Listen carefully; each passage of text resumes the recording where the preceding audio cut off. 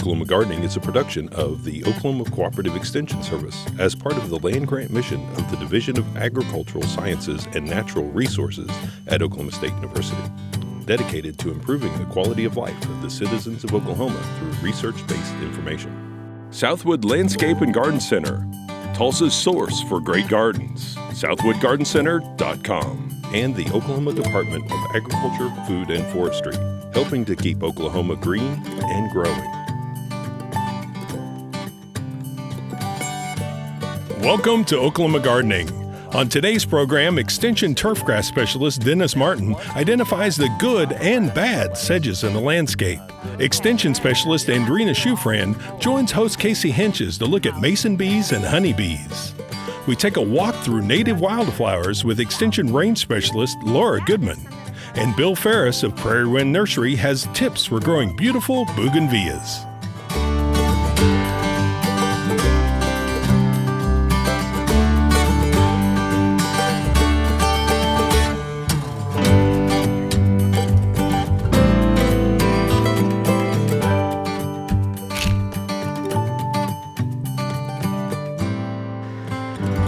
Sedges can play a very important role in many different ecosystems. Many people consider sedges a problem plant or a weed in their home lawn, but under certain circumstances of low maintenance, they may be actually the best plant material to prevent wind and water erosion. Here in this low maintenance shade area, we see one of Oklahoma's many native sedge species. Sedges are a family with several different genera in them and many different species present. It's believed that there's over 70 different sedges native to Oklahoma. What's universal amongst all sedges is a triangular shaped stem in cross section. So if you were to rub the stem of the sedge between your thumb and forefinger and you could feel and observe that it was three-sided, you'd know that you were working with a sedge. Sedges typically form rhizomes, underground stems. In the absence of light, they'll appear white in color, and many sedges form overwintering structures called nutlets, vegetative tubers that allow them to overseason droughts and extremes of condition. They have short or long rhizomes, and they may actually have turf-type characteristics, meaning that they can be mowed and they form a relatively dense, somewhat traffic-tolerant cover, such as what we see here. Over much of Oklahoma, a native sedge called Texas sedge can be found, and there actually are cases where one can purchase it and use it in low maintenance shades. So while this may not be a very dense turfed area, this native rhizomatous sedge here is actually doing a fair job of taking both shade and drought over the years. I would next like to show you an area where we did a demonstration with a turf-type tall fescue in this droughty shade. Initially established the tall fescue with irrigation and fertilization, but then released it to low maintenance conditions. And if you see this area here, and you see the absence of living cover, you've witnessed what can oftentimes happen to tall fescue in a dense, tree-shaded area where the tree competes for moisture and nutrients, and during wet years we'll have bad cases of Rhizoctonia brown patch that kill the tall fescue. Notice the absence of living ground cover in this area here, and just a few small patches of tall fescue survive. So actually in this case, we would have been better off with the original native vegetation, a native Oklahoma sedge, which we showed you earlier. So killing out sedges in the dense shade is not always a solution for good ground cover conditions. While native sedges can be a valuable component of low maintenance shaded areas in our landscapes, many people don't like sedges as a part of their highly cultivated lawns. In order to properly manage a lawn and really keep sedge at bay, there are several points I'd like to stress are necessary. First of all, we want to pick a properly adapted vegetation for the site. That means a well-adapted turf grass, one that's got good environmental stress resistance and is known to be well adapted for that site. We also want to properly manage it through regular fertilization, irrigation, and several different pest control procedures.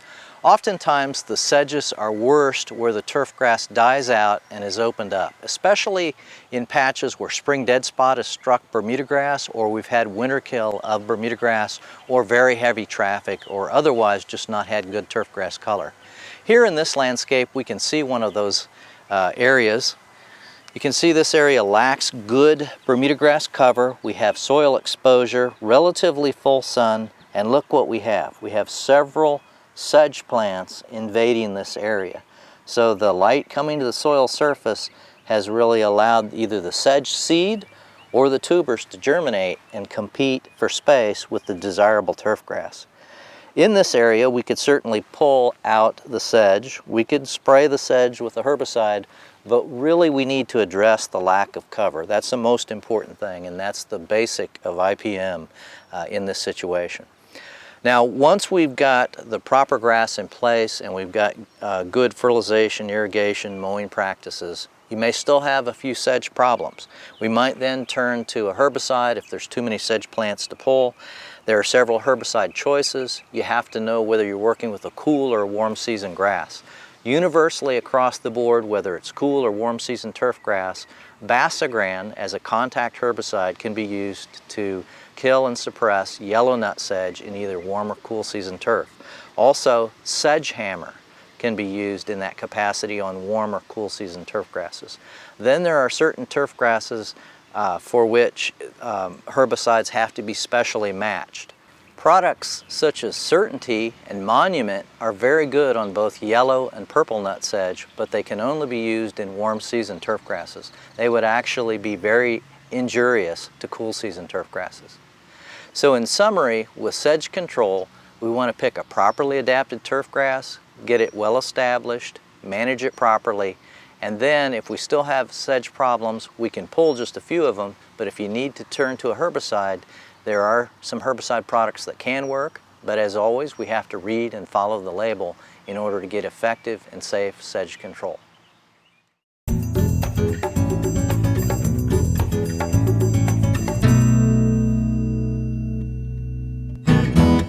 There's been a lot of buzz about bees, but when we speak about bees, do we really know what we're talking about? Joining us is Dr. Shufran here at the Insect Zoo, and an entomologist with Oklahoma Cooperative Extension. And Dr. Shufran, you're going to talk to us about the differences between mason bees and honeybees. A lot of times we think honeybees are the most important, but there are a lot of other bees out there. In the United States, there are 4,000 at least different species of bees, and a lot of those are solitary bees that are doing a great deal of work, where honeybees are a big colony, so they're more interested in their whole group together. Okay. So honeybees are imported, they're not native, and our mason bees and leafcutter bees are all from this area. They're adapted to this area. They work really hard. Some statistics say twice as hard as honeybees do to pollinate, so they're super important. Okay, so and behind us we have a mason bee home that you've created, an insect hotel, basically. Yeah, definitely. And so what is it that is basically the difference in a home with a honeybee versus a mason bee? Sure. When most people think of bees, they think of honeybees. So they imagine that bees all live in a big hive together, and it's a little square box, and you can pull the plates out and the whole 9 yards. But most bees live by themselves in a single location, and they lay their eggs separate from all the other bees around. Okay. So with the mason bee house that we've built here, it's actually not just for mason bees, but for any of the little solitary bees. And so we've drilled holes and provided holes of all different shapes and sizes so that bees can pick which hole they want to live in and make their nest cavity for their larvae. Okay. And what's cool about this, what's so amazing about bees, is the mama mason bee will pick a hole and she'll go in and she'll clean it out, and she will go way to the back and she'll lay an egg. And then she'll go get food for it, and she'll pack it in around the egg. And what is the food when you... For, some of them are, depending on the solitary bee, some of them are predatory, and they'll pick up little spiders or little caterpillars and those sort of things. They're also, they'll feed on pollen, and that's a protein source, so that helps the larva to grow. So they pack that in after the egg. And then they put mud over it, so it's like a little cell all by itself. And they do that over and over again till they get to the front, and then they seal it off extra good. So one hole could have several eggs in it? Yeah, it could have 7 or 8 all in a row. Okay. And then once she's got that filled up, she'll go and make more and more holes until she dies. But what's so cool is that instead of the first one that was laid hatching first, the last one that was laid hatches first and eats her way out, and then the second one eats her way out. So it's in reverse order from how they were laid in there. And nobody knows how they can do that. So when we see some of those holes that are covered over, are those eggs in there? Yeah, those holes that we have drilled are about 5 inches long. So they'll probably hold anywhere from 4 to 8 cells. And right now, all the ones that you can see that are plugged are the ones that have larvae in them that are growing and eating and hopefully will soon emerge. If they look really bright and fresh, that's for sure this year's. Some of them will look kind of dull and sort of caved in. Those are last year's. We even had some that were alive and working in late fall, October, November. We were still seeing some of the bees going out. So they go almost all year round. If they fill up all of those, what we can do is go through with a pipe cleaner. And when in the middle of the winter, when everything's dead, we can clean all those out and they'll start them again. All right. We don't have to drill all new holes. We just have to tidy the house and they'll come back. Get out some of that remaining food and mud and things like that. Exactly. And some of the larger holes are for larger species of bees. And then some of the smaller holes would be for the really small sweat bees and tiny bees that you get. We have such a diversity of bees, you just wouldn't believe. If you wanted to build your own insect hotel, what are some factors you want to consider? Great. There are several that you need to keep in mind. Bees are very picky about which direction they like their holes to open towards. They like to face the holes east. So you want everything facing towards the east, and that protects them from the late afternoon sun, gives them morning sun and keeps them cool in the afternoon. They don't like to be down near the ground because those are predators and ants and things that will bother them. So the hotels should be about 4 feet and up, and they can go up as high as you feel comfortable with. And then the size of the hole you want to be from a quarter of an inch all the way through to a 1/2 inch with every little increment in between. So you have to buy a whole new drill set, which makes every man happy. There you go. Now, what about the plants that are related, to the bees? Are they the same sort of pollinator plants you would use for bees across the, honeybees and solitary bees, or would you use something different? If you're planning to make a garden that's going to be happy for bees, that's going to be most attractive for native bees, then you want to use native plants. A honeybee will pretty much take anything that it likes and it looks good. These guys are more programmed to recognize things that have always been here, that they've sort of grown up with over the millennia. And then they're also very good at garden pollination for fruits and vegetables, those sort of things, because most of those flowers are fairly large and non-specific. So they can get in there and collect the pollen as well as any other bee. And that gives you more fruit, more tomatoes, more squash. Thank you for sharing this information on bees. My pleasure.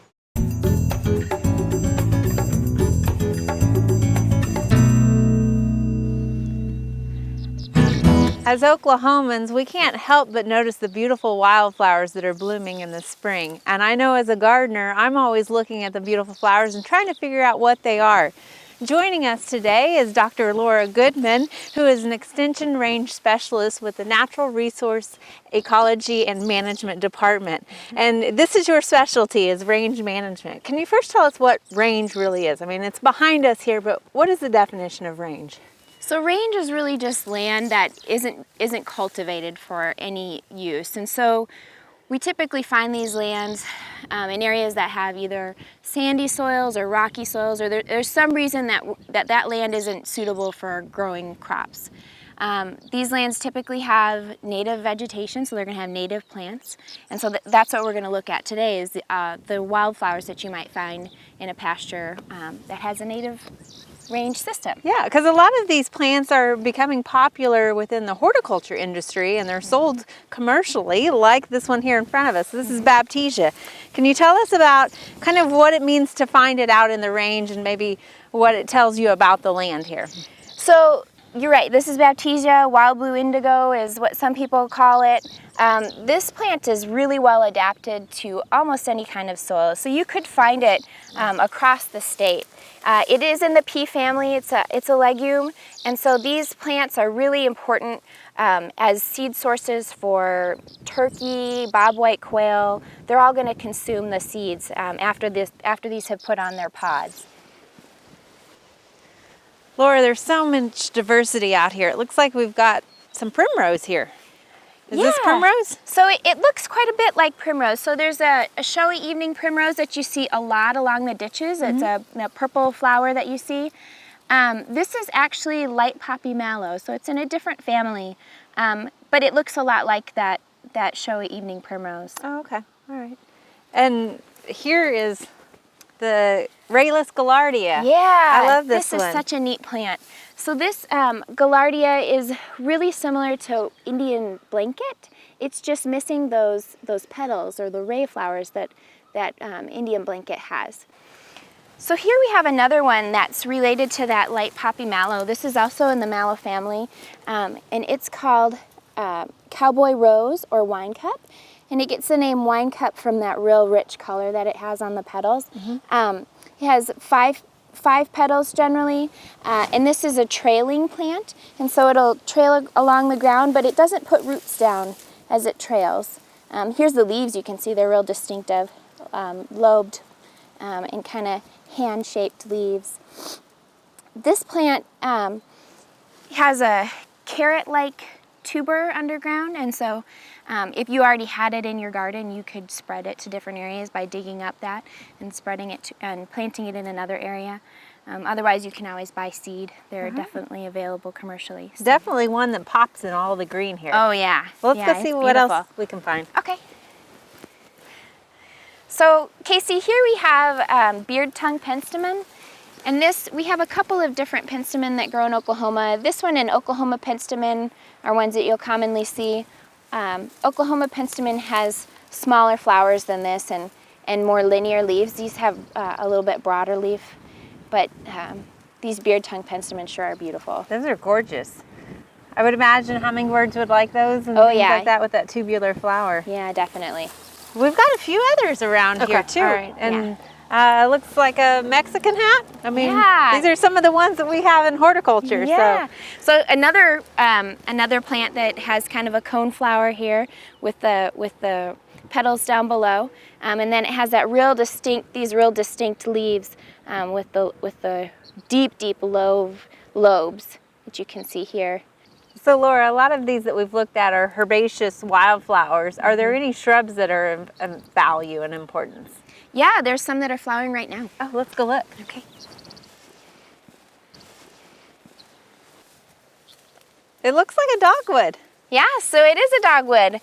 You know, these shrub species are really important in rangelands. They provide cover for deer, for quail, for turkey, for all sorts of different wildlife species. And so, you know, dogwood, plum, these are sumac, these are all really important to keep in our rangeland systems and have, you know, at least small areas that have thick woody cover, you know, to protect them from different predators, especially some of these ground nesting birds from hawks and owls, that kind of thing. So I saw another one that we see a lot in the landscape industry, the buttonbush. Yeah, so buttonbush is another really important cover plant for wildlife species, and you'll see it in rangelands, especially sometimes around water. Okay, because in the landscape industry, we tend to use it in wet areas as well. So It's fascinating, and thank you for sharing with us, you know, the value of plants both in rangeland and also how we use them in the horticulture industry as well. Yeah. I want to also mention to our viewers that it's important not to go out into the rangeland and dig these up. Yeah, definitely. A lot of them won't transplant well because of the taproot and stuff, correct? Yeah, so a lot of these plants is really best to just start from seed.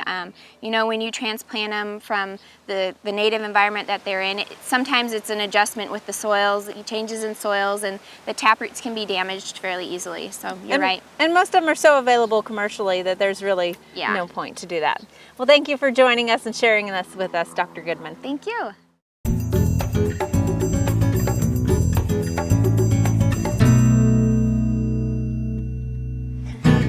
You've probably seen these beautiful Buganvilia hanging baskets, and if you've bought one, you might have struggled to keep it looking so beautiful as the day you purchased it. Well, we're here at Prairie Wind Nursery in Norman, and joining us is Bill Farris. And Bill, you've got the secret on how to keep these beautiful Buganvilias beautiful. How do you do it? Well, it's really not that much of a secret, but the most important thing is cultivar selection. These Buganvilias, some varieties are more sensitive to the day length or the changes in the day length than other varieties. The older varieties that were originally from Central and South America, where the days don't change a lot, will not bloom up here in our long days of summer. Okay. So the blooms won't initiate. So over the years we've gone through and found some varieties that are less sensitive to that. We've got about a half a dozen different varieties that will bloom throughout the summer. They still bloom in flushes. You'll get more blooms and less blooms, but they should still continue to bloom throughout the season. So yours are more day neutral versus some of those that might be shipped in even from the southern states. Exactly. They might be day length requirements. Right, and they'll bloom in Florida or South Texas through the winter just fine, but they're not going to bloom up here in our long days of the summer. Okay, all right. Well, and so what else do you do? I mean, you mentioned that they do bloom on new growth, so that's important to know. That's right. You want to keep them in a thriving and a vigorously growing mode because they do bloom on the new growth. So if they're not growing, if they're stressed out, they're not going to be putting on any new blooms or bracts as they actually are. Mm-hmm. You know, watering is a critical part of that. You want them to go through a sort of a wet, dry cycle. You water them thoroughly when you do water them. But like this one, if you can tell, is beginning to droop slightly. It's beginning to just show a little tiny bit of wilt, and that's the perfect time to re-water that. And then you want to water it until water is running through the pot, and so that you know that you've got plenty of water in there. And then leave it alone until it starts to wilt just slightly again. And so you can tell by the weight of the pot, and the leaves are a little bit limp on the ends. They start to droop out on the ends. Yes, that's right. The other critical factor is the fertility. We like to recommend the Nelson's Nutristar Buganvilia fertilizer. It's got a lot of the micronutrients in there to keep it blooming well. But in addition to that, this fertilizer has the magnesium in it, but the Epsom salts is always is great to help to keep them. A couple of tablespoons every couple of weeks will really help to keep the blooms coming on your Buganvilias through the summertime. So Bill, if they bloom on the new growth, does that mean we have to just keep letting them grow all summer long, or can we maintain them a little bit? Well, the best thing to do is do a little selective pruning, and this I think would be a good example here. You would want to take out the longer trailing vines and then leave the shorter growth, and like this break right here, cut it right ahead of this, and that this will flush out then and start to bloom real quickly. Okay. So you can maintain it by selective pruning. And obviously they are going to get bigger. Would you recommend somebody repot it out of a hanging basket or this size pot anyway? For instance, this patio pot, this is about a 14-inch terracotta pot. We grow them in hanging baskets because it's free space in the greenhouse. It doesn't take up bench space, but ideally you would want to put it in a larger pot, especially if it's a deck plant or a patio pot, a pool deck or something like that. You want it down below eye level where you can see it. You're looking down on it rather than up at the bottom of the nursery pot. Right. Well, and you've got quite a few here. Can you tell us about some of these that you have? Sure. This variety is the Juanita Hatton, and in my estimation is the measure that all Buganvilias should be measured by. It's the best bloomer, course, very heat tolerant. It's a more compact, a little bit more shrubby type, doesn't have such long trailing blooms. The white one next to you there is Imperial Thai. Now it comes out as a pure white and then fades into a pink blush. This one's just starting that. It'll get a lot darker than that as the blooms mature. For those folks that like one that's a little better behaved, this is Raspberry Ice, the variegated varieties, and they're not quite as vigorous as the green leaf varieties. So if you want something that takes up a little less space and doesn't get quite so carried away, that's a good selection. This is Sundown Orange.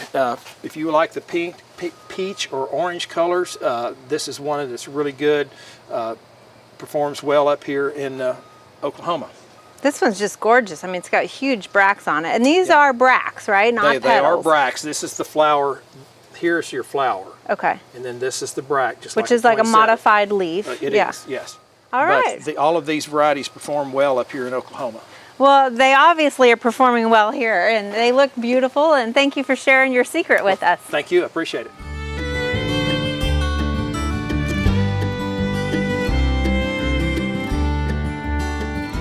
Next week, we are making a splash with a trip to Pond Pro Shop to look at new products for pond owners and examine the differences between koi and goldfish.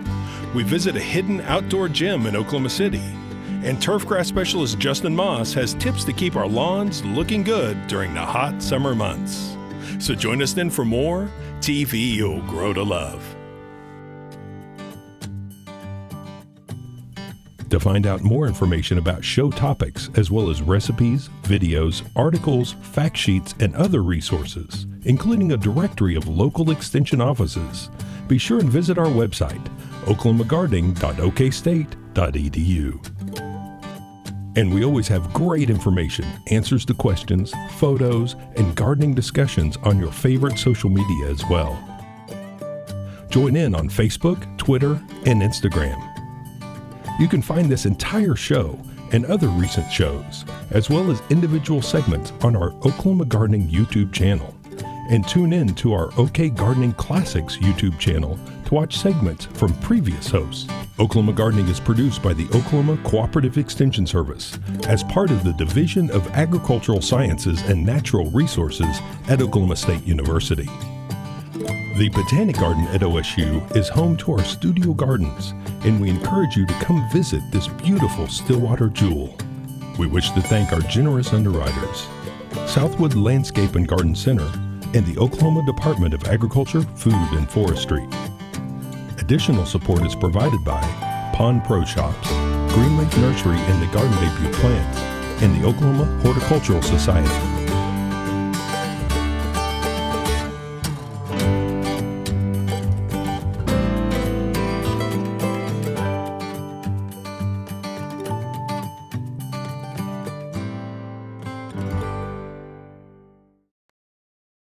We hope you enjoyed this video. It's part of our Oklahoma Gardening YouTube channel.